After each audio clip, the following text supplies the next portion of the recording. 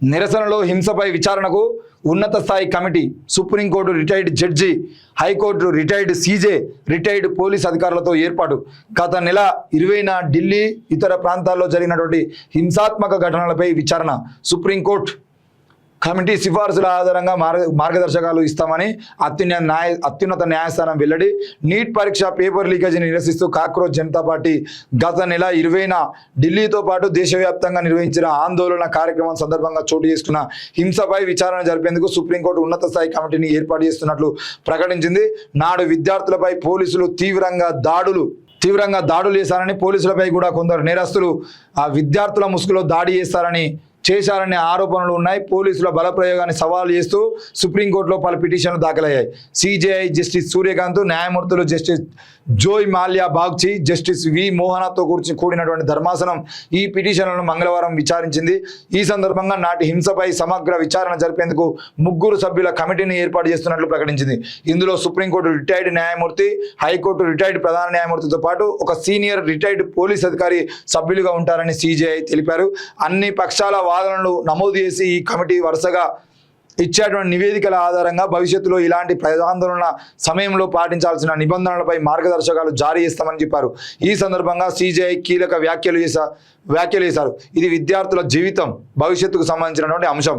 శాంతి భద్రతలకు విఘాతం కలగకుండా తమ సమస్యలను అధికారుల దృష్టికి తీసుకొచ్చేందుకు శాంతియుత మార్గంలో నిరసన తెలిపేటువంటి హక్కు విద్యార్థులకు ఉన్నది.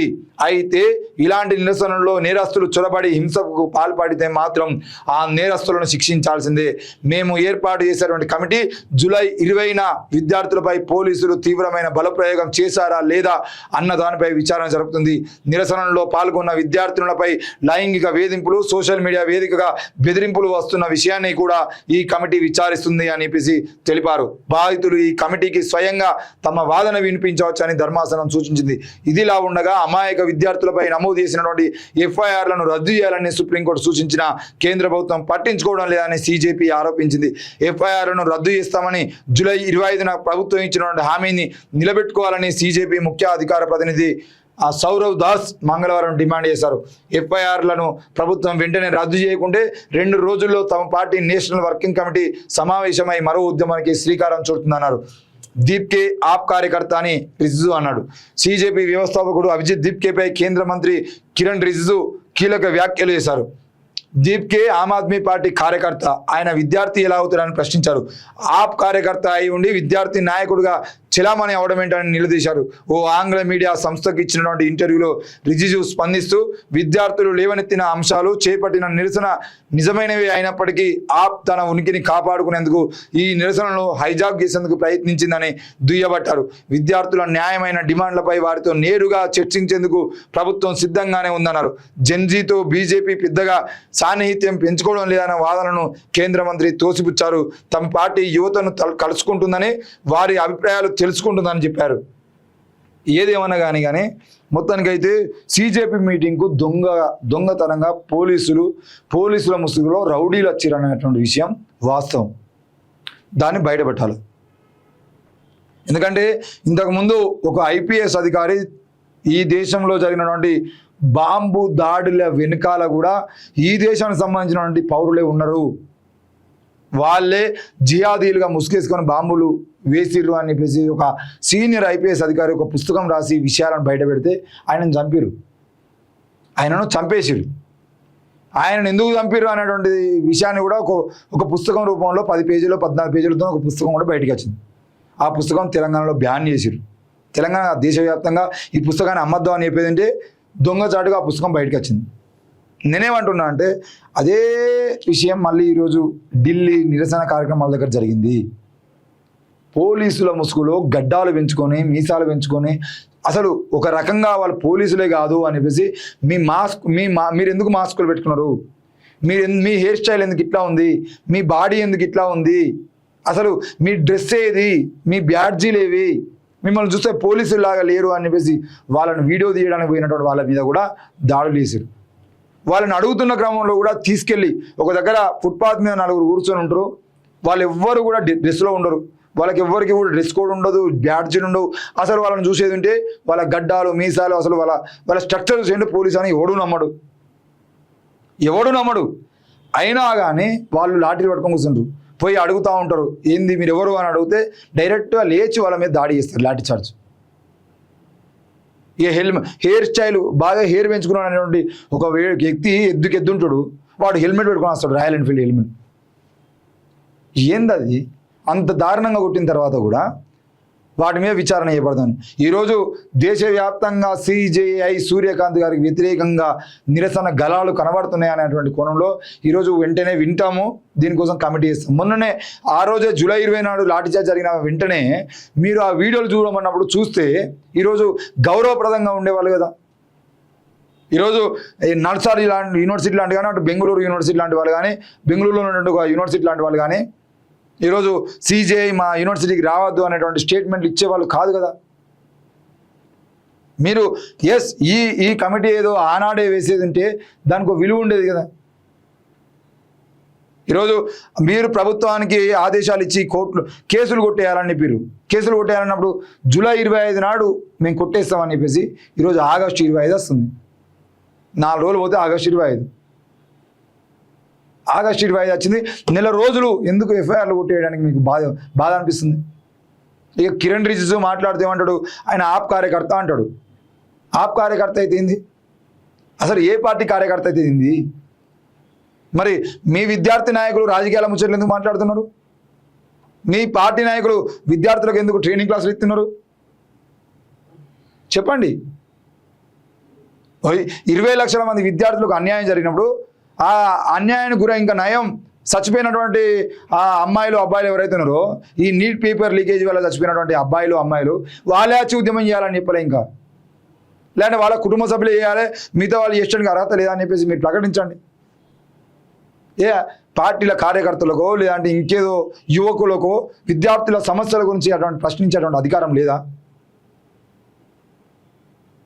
మీ నరేంద్ర మోడీ గారేమో అన్ని శాఖలకు సంబంధించిన ముచ్చట్లు ఈయన మాట్లాడుకుని వస్తారు కదా. మరి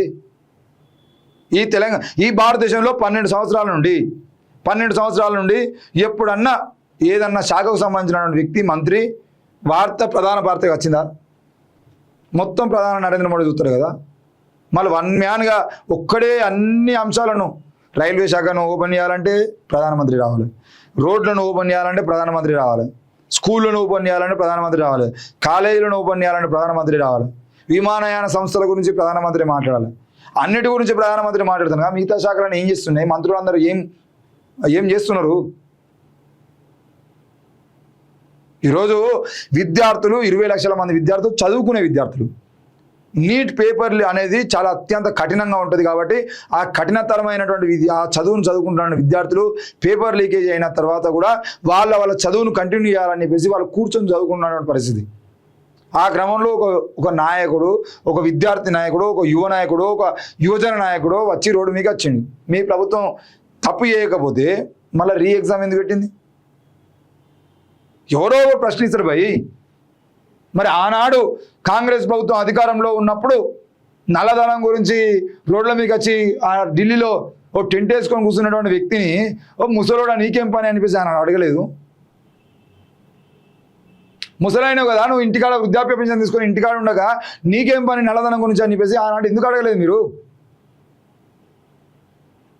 ఈరోజు మీరు మాట్లాడుతూ ఉంటారు, భరతమాత గురించి మాట్లాడేటోళ్ళు మీకేం సంబంధం భరతమాతకు అని చెప్పేసి అడగరు. భారత జెండా గురించి మాట్లాడినప్పుడు ఈ జెండా గురించి మాట్లాడే అర్హత మీకెందుకున్నాయని చెప్పేసి మీ సంస్థలను అడగరు. పక్క మతాల గురించి కామెంట్లు చేస్తున్న వాళ్ళు పక్క మతం గురించి మాట్లాడే అర్హత మీకేమున్నది అని చెప్పేసి మాట్లాడరు. కేవలం మీరు ఒక స్టేట్మెంట్ ఇస్తారు. ఆమ్ ఆద్మీ కార్యకర్త ఆయన విద్యార్థి కాడు. మీరే అడిగారు కదా ఎట్లా చదువుకున్నాను పోయినావు నువ్వు ఢిల్లీకి, అంటే ఈ దేశం దాటి ఢిల్లీ నుండి దాచి వేరే దేశానికి ఎట్లా పోయినావు అని చెప్పేసి అడిగారు కదా మీరే. నువ్వు వేరే దేశాలలో చదువుకున్నానికి ఎట్లా పోయినావు అని అడిగినటువంటి మీరే అసలు ఆయన చదువుకున్నానికి పోలే అని చెప్పేసి మళ్ళీ మీరే అంటారు. ఆయన విద్యార్థి నాయకుడు కాదు అని మీరే అంటారు. విద్యార్థి అని అంటే కేవలం పుస్తకాలు పట్టుకొని కాలేజీ పోయేటోడు విద్యార్థి. కొన్ని సందర్భాల్లో స్కాలర్స్ ఉంటారు, వాళ్ళు పిహెచ్డీ తీసుకుంటారు. ఆ ఉద్యమాల్లో 1-2 నెలల పాటు అట్లనే కొనసాగుతూ ఉంటారు వాళ్ళు విద్యార్థి సంఘాలలో. మీకు ఓ విద్యార్థి సంఘం చక్కగా పెట్టి దానికి కరెక్ట్ కమిటీలు వేసి దాన్ని కరెక్ట్గా నడిపించిన వాళ్ళైతే మీకు తెలుస్తుంది. మీకు ఏమనంటే ఊర్ల పంట తిరగాలి, రోడ్ల పంట తిరగాలి, నాయకులు తయారు కావద్దు, ప్రశ్నించే గొంతులు తయారు కావద్దు. యువత అంటే డీజేల కాడ మొన్న ఒకటి వైరల్ అవుతుంది కదా, డీజేల కాడ వైరల్ అవుతుంది. చిన్న పిల్లలు కాషాయ బట్టలు వేసుకొని ఏం చేస్తున్నారు, వాళ్ళ సైకిల్ ఎట్లా ఉన్నాయి, ఎంత దారుణంగా. ఇదేనా మీరు మీరు మీరు చేస్తున్నటువంటి పాలనలో విద్యార్థులను తయారు చేసేటువంటి విధానం? ప్రశ్నించకుండా, దాని గురించి ఆలోచించకుండా, రాజకీయ నాయకుల గురించి ముచ్చట పెట్టకుండా, రాజ్యాన్ని గురించి ఆలోచించకుండా, ఏం చేయకుండా కేవలం మీ పాటలు పెట్టుకొని పోరగాన్లు మా పోరగాన్లు ఎగరాలి. మీ పోరగాళ్ళేమో వేరే దేశాలకు పోయి చదువుకుంటారు. మళ్ళీ వీళ్ళు మన భారత మాత అని మాట్లాడతారు.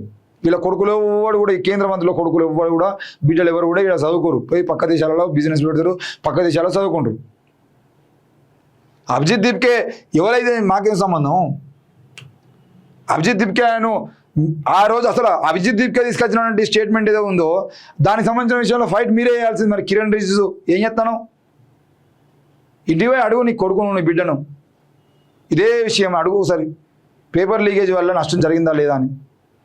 లేదంటే నీ కొడుకుని బిడ్డను తీసుకొచ్చి రోడ్డు మీద స్టేట్మెంట్ ఇవ్వను మీడియా ముందు.